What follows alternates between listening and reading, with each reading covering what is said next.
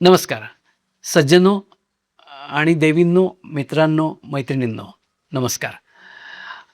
आजच्या भागात आपण एपिसोड नंबर 16 सायबर गुन्हेगारी आणि बँकेची क्रेडिट कार्ड्स याबद्दल बोलणार आहोत. आपण आजपर्यंत पाहत आलेले सर्व एपिसोड आणि त्याला दिलेला जो आपण प्रतिसाद आहे तो खूपच छान आहे. बँकेची क्रेडिट कार्ड्स म्हणजे काय? क्रेडिट कार्ड या एकाच प्रकारच्या कार्डबद्दल आपण बोलत आहोत. क्रेडिट कार्ड याचा अर्थ असा की तुम्ही कार्ड वापरायचं, खर्च करायचा आणि कार्डाच्या सायकलप्रमाणे म्हणजे महिन्यानंतर त्यांचं तुम्हाला स्टेटमेंट येतं की तुम्ही कुठे कुठे तुमचं कार्ड त्या बँकेचं वापरलं होतं.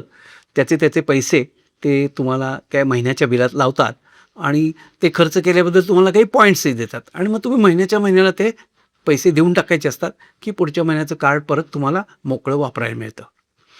या बँकेची क्रेडिट्स कार्ड जी आहेत, या क्रेडिट कार्ड्समध्ये लिमिट्स असतात. म्हणजे तुम्ही जे आजपर्यंत तुमचं बँकेचे व्यवहार असतात, तुम्ही घेतलेली कर्ज असतात, तुम्ही फेडलेले पैसे असतात, त्याच्यावर आणि ज्या बँकेत तुमचं खातं असतं त्या बँकेला आपल्या खात्यामधनं माहिती कळत असते की आपले व्यवहार कसे आहेत आणि नॉर्मली आपण पैशाच्या बाबतीत पैसे राखून आहात का, कसे आहात का, व्याजाने पैसे घेता का, वेळेवर हप्ते भरता का वगैरे बेसिसवर तुम्हाला कार्ड ऑफर करतात.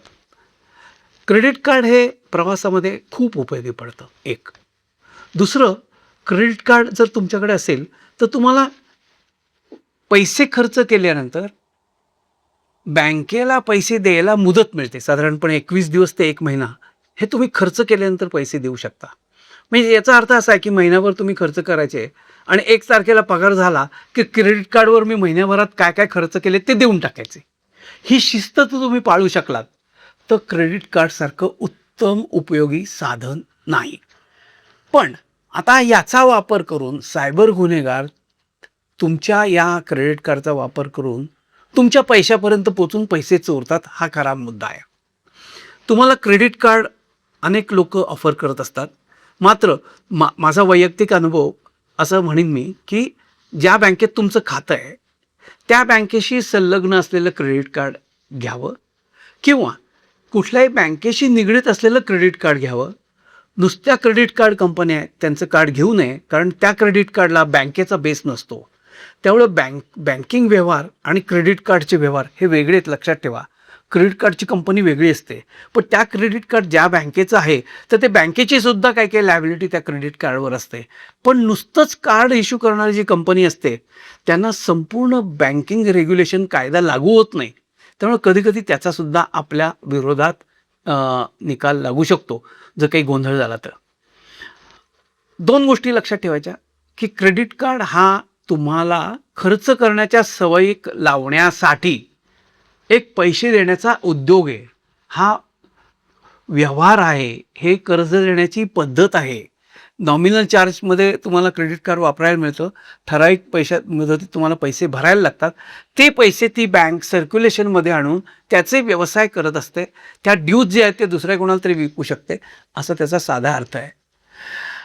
नुसत्या कार्ड कंपन्या तुम्हाला रोज कोणीतरी फोन करेल की तुम्हाला तुमचं क्रेडिट हिस्ट्री चांगली आहे, तुम्हाला आम्ही 50,000चं कार्ड देतोय.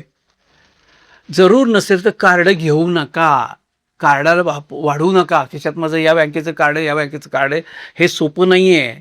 त्या कार्डाचे गैरवापर झालेले, त्या कार्डामध्ये व्यवहार झालेत की नाही बघणं, हे सुद्धा तुम्हाला व्यवस्थित करण्याची गरज असते. कित्येक कंपन्या आणि कित्येक बँका तुम्हाला असं सांगतात की आमचं हे नवीन कार्ड आलं, सिल्व्हर आहे, प्लॅटिनम आहे, त्याच्यावर तुम्ही ₹1 खर्च केला की 5 पैसे पॉईंट्स मिळतील.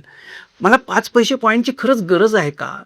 छान आहेत पॉईंट्समधनं मला फुकट घड्याळ मिळतं. पण फुकट घड्याळ तेव्हा मिळतं मी 1 लाख खर्च केल्यावर.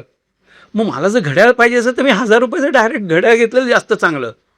ते पॉईंट जमवण्यासाठी कार्ड घेऊ नका. तुमचं जो वय 50-60च्या पुढे झालं असेल तर त्या अशा तऱ्हेच्या फायद्याच्या मागे लागू नये असं माझं मत आहे.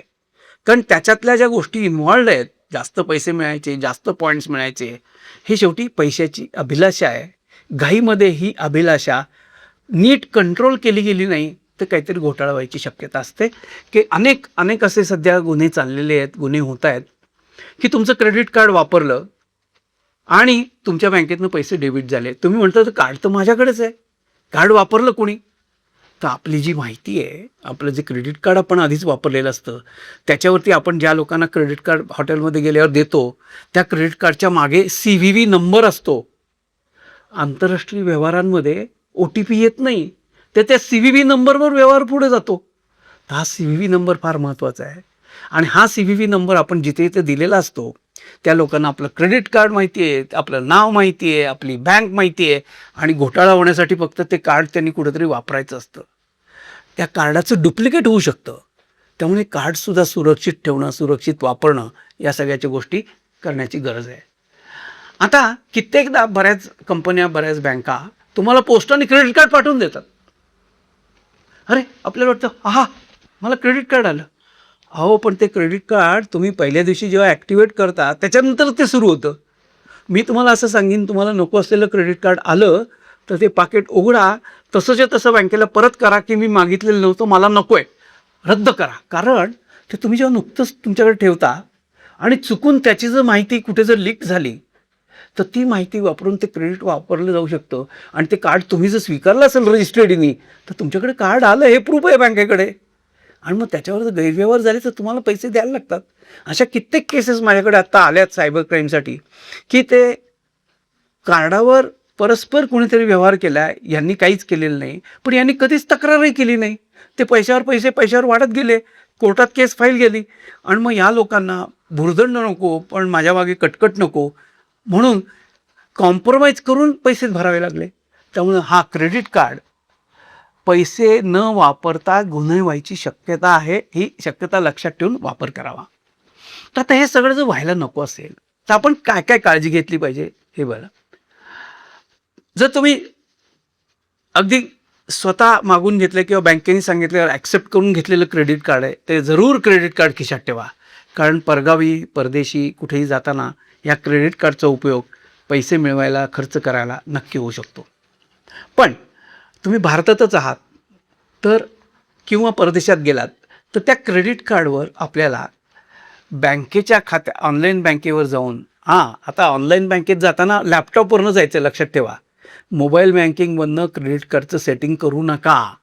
कारण मोबाईलमधनं तुम्ही क्रेडिट कार्डचं सेटिंग केलं तर ते तुमचा मोबाईल जर कॉम्प्रोमाइज झाला, मोबाईलमधली माहिती जर चोरट्यांनी मोबाईल कॉपी करून घेतली, तर ही सगळी माहितीसुद्धा त्याच्याकडे जाऊ शकते आणि तो क्रेडिट कार्ड वापरू शकतो. माझी सूचना अशी राहील, की जेव्हा जेव्हा क्रेडिट कार्ड तुमचं असेल, ते क्रेडिट कार्डचे सर्व सेटिंग जे आहेत ते लॅपटॉपवर जाऊन करा. क्रेडिट कार्डला तुम्ही लिमिट घालू शकता.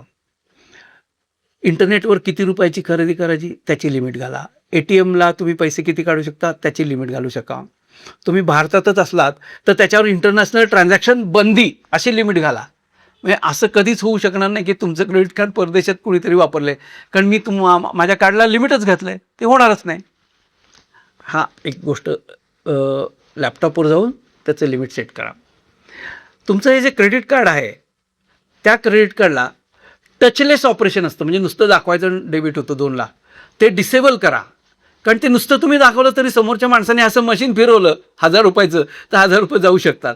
एकदा मला कोणीतरी सांगितलं की त्या माणसाच्या मागच्या खिशामध्ये ते कार्ड होतं आणि त्याच्या पलीकडे कोणीतरी स्वाईप मशीन केलं तर ते 1000 रुपये गेले. त्याला कळलंच नाही, घरी गेल्यावर कळलं 1000 रुपये गेले कुठे. मग त्याला कळलं की मी पंपावर उभा होतो तेव्हा मागे कोणीतरी असं जवळनं काहीतरी केलं. तर त्यामुळे टचलेस ऑपरेशन जे आहे ते माझ्या मते तरी करण्याचं काही जरूर नाही. ते करोना काळात आलं होतं की कुठल्या मशीनला हात लावू नका, व्हायरस येऊ नका, तर ते नक्की डिसेबल करा. आता दुसरं असं लक्षात घ्या की तुम्ही 2 वे ऑथेंटिकेशन, म्हणजे 2 मार्गांचं ऑथेंटिकेशन असतं. म्हणजे आपला एक लॉगिन ID पासवर्ड असतो आणि दुसरं OTP असतो. असं डबल ऑथेंटिकेशन क्रेडिट कार्डला सुद्धा आवर्जून मागून घ्या. तुमच्या क्रेडिट कार्डचे व्यवहार तुम्हाला ईमेलवर आणि फोनवर अलर्ट यायला पाहिजेत असं बँकेला सांगा. म्हणजे कुणी जर कुठे कार्ड वापरायला प्रयत्न केला तर तुम्हाला ते ईमेलवर किंवा फोनवर कळेल की अरे पैसे काढले.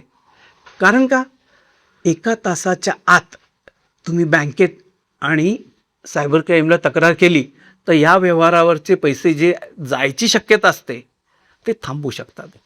नंतर नेहमी तुम्ही क्रेडिट कार्ड वापरताना एक काळजी लक्षात घ्या की जरी क्रेडिट कार्ड असलं, जरी महिन्यानी पैसे द्यायचे असले, तरी ज्या वेबसाईटवर तुम्ही कार्डाचे डिटेल्स देताय ती वेबसाईट सुरक्षित आहे का ही तपासून घेण्याची गरज आहे. तुम्ही कधी पण क्रेडिट कार्ड वापरत असाल तुमचं, तर पब्लिक वायफाय असेल तिथे जास्त काळजी घेण्याची गरज असते. शक्यतो पब्लिक वायफाय असेल तिथे क्रेडिट कार्ड वापरू नका, क्रेडिट कार्ड देऊ नका तिथे, कारण तुमच्या यातली काय माहिती कॉपी केली जाईल सांगता येत नाही. तुम्ही केलेल्या व्यवहारामध्ये जर शंका आली की अरे काहीतरी चूक झाली, अरे मी याच्याऐवजी हे ऑर्डर केलं, अरे एक एक एक डिजिट जास्त पडलं, तर क्रेडिट कार्डच्या बँकेच्या साईटला जाऊन डिस्प्यूट रेज करा की हे ट्रान्झॅक्शन मी केलेलं नाही. क्रेडिट कार्ड असल्यामुळे त्याचे पैसे बँक समोरच्या व्हेंडरला होल्ड करू शकते की आम्ही देऊ शकत नाही, क्लायंटनी डिस्प्यूट रेज केला आहे. नंतर पोस्टाने आलेलं फुकट कार्ड तर कधीच घेऊ नका, तसं परत पाठवून द्या. दर महिन्याला क्रेडिट कार्डचं स्टेटमेंट प्रिंट करा. जिथे ते क्रेडिट कार्ड वापराल त्या ठिकाणी दुकानदाराला पावती आणि कार्डाची आलेली स्लिप हे दोन्ही स्टेपल करून ठेवा. त्या बिलावरचेच पैसे कार्डावर आलेत ना बघा, कार्डावरचेच पैसे स्टेटमेंटवर आलेत की नाही हेही बघा. याच्यामध्ये पण कधी कधी गोंधळ होऊ शकतात, चुकीच्या रकमा. तुम्ही एकदा कार्ड मारून गेलात की ते डिटेल्स त्या वेंडरकडे असतात, तेच वापरून त्यांनी दुसरा काही व्यवहार केला नाही ना असंही बघण्याची शक्यता असते. तुमचा क्रेडिट कार्डचा पासवर्ड मधनं कायम बदलत राहा. तुमचं क्रेडिट कार्ड जे आहे त्याच्या दोन्ही बाजू झेरॉक्स काढून ठेवा घरामध्ये. जर क्रेडिट कार्ड हरवलं तर त्याचे सगळे पर्टिक्युलर्स आपल्याला तक्रार करताना लागतात आणि त्या क्रेडिट कार्डच्या मागेच कुठल्या नंबरला फोन करा हे लिहिलेलं असतं. क्रेडिट कार्ड हरवल्यावर इंटरनेटवर कस्टमर केअर नंबर शोधू नका. तो कस्टमर केअर नंबर त्या बँकेचा क्रेडिट कार्ड नंबरचा चोरलेला चोरट्यांचा असू शकतो. त्यांना तुम्ही आपोआप गेलेले पैसे आणखीन पैसे घालू शकाल. त्यामुळे जेन्युइन कस्टमर केअर नंबर माहीत होण्यासाठी बँकेचं नाव, बँकेच्या अधिकाऱ्याचा फोन नंबर, त्या क्रेडिट कार्डच्या मागे असलेले नंबर हे सगळे नोट करून ठेवणं चांगलं आहे. मधनं क्रेडिट कार्डवर आपले काही गैरव्यवहार नाही झाले हे बघण्यासाठी आपला सिबिल स्कोअर बघायचा. सिबिल स्कोअरमधनं आपल्याला कळतं की आपण एखादं कर्ज घेतलं आहे का. आपण कर्ज घेतलेलं नाही पण कुणीतरी क्रेडिट कार्ड आपण कर्ज काढलं असेल तर त्या सिबिलच्या स्टेटमेंटमध्ये दिसेल की अरे या बँकेत हे कार्ड वापरलं आहे. ते ताबडतोब जाऊन रद्द करणं जरुरीचं असतं. या सगळ्या ज्या गोष्टी ज्या आहेत या तुम्ही नक्की काळजी घ्या, संभाव्य धोक्यातनं वाचा. पण जर असं जरी झालं तर त्याच्यावर हे फिजिकल कार्ड आपल्या पाकिटामध्ये व्यवस्थित ठेवा. पाकिट पर्समध्ये ते मधनं तपासत जा, कारण कुठं जर हरवलं ते काही दिवसांनी सापडलं तर त्या मधल्या काळात व्यवहार होऊ शकतात. ह्या सगळ्या काळज्या घेतल्यावर जर काही खरंच पैसे गेले, खरंच काही नुकसान झालं तर 1930 हा नंबर लक्षात ठेवा. तुम्हाला तुमच्या क्रेडिट कार्डवर तुमचं क्रेडिट कार्ड वापरून काहीतरी गुन्हा घडला पण पैसे गेले नाहीत तरी पण संचार साथी या साईटवर जाऊन तक्रार करा. काळजी घ्या, सुरक्षित राहा आणि सायबर सजगता अभियानात आपण हे सगळे एपिसोड पाहता याच्याबद्दल खूप खूप धन्यवाद. आपल्या मित्रांना आणि जवळच्या लोकांना हे एपिसोड पाठवा. आपल्याला हा एपिसोड आवडला असेल तर कॉमेंटमध्ये जरूर लिहा, त्यामुळे आम्हाला प्रेरणा मिळते. काही सूचना असतील तर त्या नक्कीच आम्ही विचारात घेऊ. धन्यवाद.